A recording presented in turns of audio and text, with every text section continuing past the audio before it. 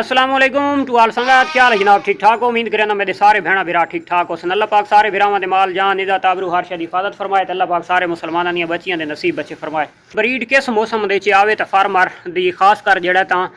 मौत दा मवात भी कम होंदे न, बच्चे सरवाइव भी अच्छा कर वैंदे न, बच्चे वेट वजन भी अच्छा कर वैंदे न। मेन मकसद है कि छिलना दी चार पैसा दी ते केड़े मौसम दा बच्चा उसी कि जेड़ा बच्चा अच्छी ग्रोथ कर वैसी और फार्मर नू अच्छा खासा पैसा मिल वैसी, यानी कि जेड़ा उहदा अखराजात है वह भी निकल सी, तो कोई 4-8 आने पैसे बच भी पोसन। अच्छा हुण जनाब अगू आंदा पिया सावण बदरू, यानी कि जेड़ा सावण है सावण आंदा पिया 8वें महीने दे ते 8वें महीने दे सा भेड़ और बकरी ये दुहां दा सादा टाइटल वीडियो दा सिर्फ भेड़ वास्ते होंदा है, जेड़े सादे बकरी फार्मर हैं उन्हां दा ते सादी यानी कि जेड़ी गल मैं करना पिया उन्हें दुहां वास्ते फायदेमंद होंदी है।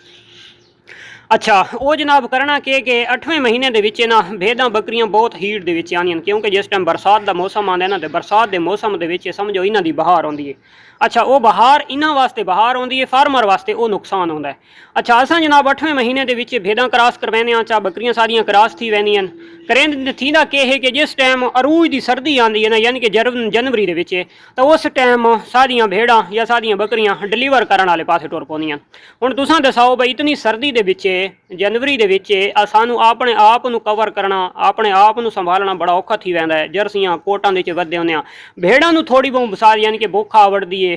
तासा आवड़दी है, तो इं यार जनाब वो जिस टाइम छोटा बच्चा पैदा थी वैसी ओहदी केयर करनी भी सादे वास्ते बहुत मुश्किल बन वैंदी है, और वो जिहड़ा बच्चा है वो पालना सादे वास्ते बहुत औखा थी वैंदा है। अच्छा उस बच्चे दी अगर फर्ज करो कि जनवरी दे विच सादे कोल 10 बच्चे जम पैन ना, असां एक जितनी है कि उन्हां बच्चों ते मेहनत करां, चाहे 10 दे विचों 2 या 3 बच्चे अच्छी ग्रोथ कर वैसे, वरना जनाब 6 तो 7 बच्चे ऐसे हो सन कि जिन्हां दी अच्छी ग्रोथ न थी सी। ठीक है उन्हां 6-7 दे विचों कम अज़ कम 3-4 असां जेड़ा तां बच्चे मार बसां सर्दी की वजह तो।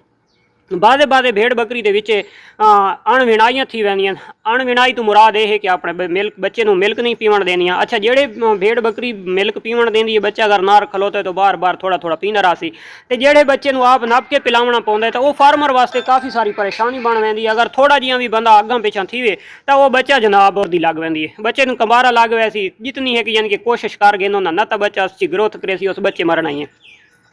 मैं जनाब ये टोटल सारे पापड़ वेल वेल के, क्योंकि थोड़े जानवर होंगे हैं अगे सारा ये होंदा भाई घाट ते पलाट। भेड़ दे विच ये होंदा है कि भेड़ डिलीवर करेंदी है, डिलीवर करन तो बाद कोई महीने तो चाह के 40 दिहाड़े 90 दिहाड़े तो कोई कोई भेड़ां वैंदियां, उस तो पहले पहले भेड़ां क्रॉस थी वैंदियां। खास कर उन्हां दिहाड़ां दे विच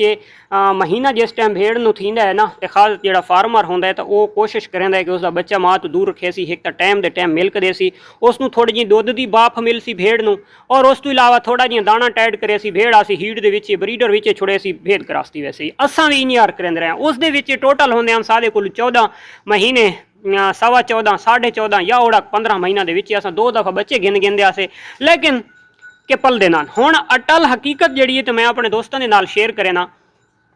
कि जिस टाइम असां अगर टाइम बाई टाइम अगर असां बच्चे गिनने टाइम टू टाइम अगर असां बच्चे गिनसान ना, तो वो कदां वास्ते असां 16 महीना दे विच असां या 12 या 14 या 16 महीना दी असां 2 दफ़ा बच्चे ना गिन सकते। उस दे विच बादे बादे सादा सीजन 18 महीना दे लगा वैंदा है, लेकिन जेड़ा ना उहदे विच देर होंदी है उस दे विच खैर है। पहले नंबर दे विच ये फायदा थी वैंदा है कि भेड़ बकरी जिहड़ी होंदी है सेहत दे विच अच्छी थी वैंदी है। वो जिस टाइम हीट दे विच आ वड़दी है वो 5 महीने होर बच्चा उसदे पेट दे विच रहा सी, एक तो बच्चा सेहतमंद मोटा ताज़ा, भेड़ बकरी टुरसी तो लश लश करे सी, इतनी उसकी सेहत हो सी। मेन मकसद है कि जिस टाइम वो डिलीवर करे सी उसदे तले मिल कितना हो सी कि महीने का बच्चा कोई बंदा पहचान ना सकसी कि बच्चा महीने का।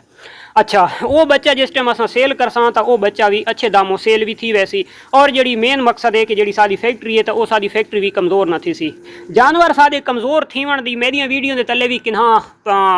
दोस्तों के कमेंट्स भी आने भाई इन्होंने कुछ घती कर। अच्छा घतन तो मुराद यह है कि साडा रांद आई घात पलाट भाई असां जनाब इन्होंने ना घात पलाट इन्हों की रांदी आई भाई बच्चे बस जमेन ते वह जनाब भेड़ां क्रॉस करवा ते वत जमेन उदू मिल्क पींदे रहंदे हैं, उदू बच्चा तकरीबन महीने खांदा पेट दे विच थी वैंदा है। तो उस दे विच असां जितनी कोशिश करेंदे असे जानवर उस दे विच कमज़ोर रहंदे हैं। मैं हुण अपने दोस्तों नाल हर फार्मर हर ने वीडियो तो बनाई भाई असां जनाब फिलाना सादा हुण क्रॉसिंग सीजन चल रहा है, हुण सादा जनाब ब्रीडिंग सीजन चल रहा है। हर फार्मर ने ये गल की, लेकिन ये बिल्कुल क्लियर किसी फार्मर ने न किया यार भाई तुसां इस मौसम के बच्चे गिनसो तो तुहानूं फायदा थी सी, और इस मौसम के तुसां बच्चे गिनसो तो तुहाडा नुकसान थी सी। असां जनाब सर्दियों के बच्चे गिन के ते असां 2 नुकसान किए। पहले नंबर के उत्ते तो मौत दा मवात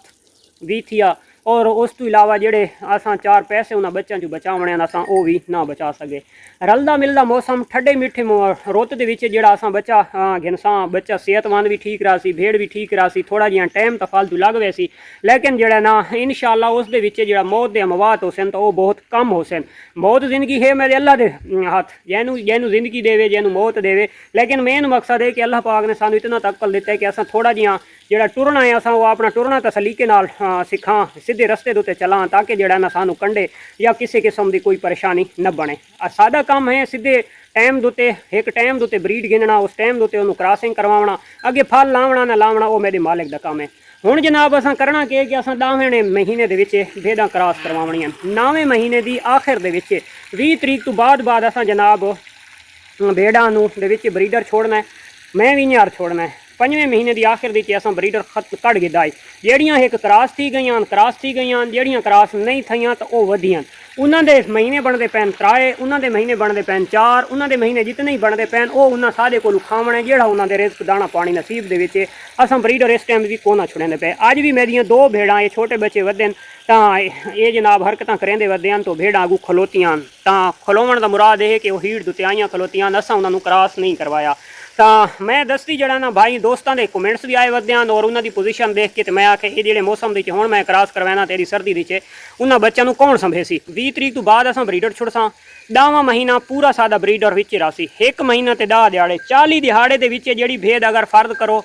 सूई होई नूं महीना थी गयो सी वो भेड़ भी विच क्रॉस थी वैसी, जेड़ी भेड़ खाली वधी 3-4 महीना तू वो भी विच क्रॉस थी वैसी, जेड़ी नूं 2 महीने थे वधे सन तो वो भी क्रॉस थी वैसी। ठीक है, ये क्रॉस थी वैसन भेड़ां उन्हां दे विच जेड़ी भेड़ फौरन यानी कि क्रॉस थी वैसी उदू ते सानू थोड़ी जी मेहनत ज़्यादा करनी पोसी। मेहनत ज़्यादा तो ये मुराद है कि अजाफी खुराक ज़्यादा देवन दुते या थोड़ा जिहा होर अजाफी बाहरों मिल्क दे के वो भेड़ का यानी कि आने वाले सूए के बारे असां ख्याल कर गिना और इस चीज़ का असां ख्याल रखना है। तो इंशाअल्लाह जेड़ी असां ब्रीड गिनसां मार्च की शुरू दी चा के ते अप्रैल तक या अप्रैल का पूरा महीना चौथा त्रीजा ते चौथा महीना जी अस ब्रीड गिनसां उस ब्रीड दे विच मौत के अमवात बहुत कम हैं, बीमारी के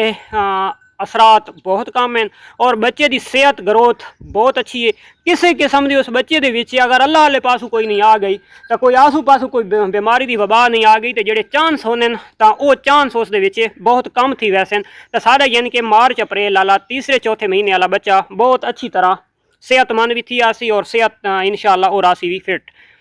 दूसरा जोड़ा साड़ा होंदा सीजन यानी कि क्रॉसिंग का चौथे महीने विच छोड़ना है, 5वां महीना बेशक पूरा जानवर विच वधदा रहे यानी कि असां 9वें महीने की आखिर और 10वां महीना पूरा बेशक 11वें महीने की 15, 16, 17 तरीक तक भी जोड़े बच्चे जम गए तो उन्होंने बच्चों के किसी किस्म की कोई परेशानी नहीं आवन लगी। वो बच्चे भी इंशाअल्लाह बहुत अच्छी ग्रोथ कर आसन और बिल्कुल फिटनेस दे विच पल वैसन, क्योंकि हुण आवन वाले दिहाड़ां दे जिहड़े 10वां 11वां महीना आसी तो उस टाइम सादे कोलों चारा जोड़ा होसी तो वह वाफिर होंदा है यानी कि जोड़ा गुआरा होसी फर्द करो कच्चा तो उसकी फली अरूज दुते होसी। मूंगी की मिसे की गल करा तो मूंगी का मिसा भी जबरदस्त होसी और उस टाइम दे जानवर नूं एक इतनी शौक होंदी है चारा खावन की, ठंडी मीठी रोतां दी वधी होंदी जी भेड़ की थ्योरी है ये गर्मी गुजारी वधी होंदी है तो उस टाइम ये नखरा भी नहीं करेंदी जे जियां चारा इस अगू आ वने वो खा भी शौक के नाल वहंदी है और जोड़ा चारा होंदा है तो वह भी बहुत ताकतवर होंदा है, सादे कोल होंदा है गुआरा होंदा है या जंतर जोड़ा पिछेतरा गद्द होया सी तो उहदे उत्ते फुल फली होसी। तो ऐसे चारे जितने हैं कि जानवर नूं ताकत देने वाले हैं, नुकसान करने वाले नहीं थे और वो सर्दी तो आवन तो पहले जोड़े बच्चे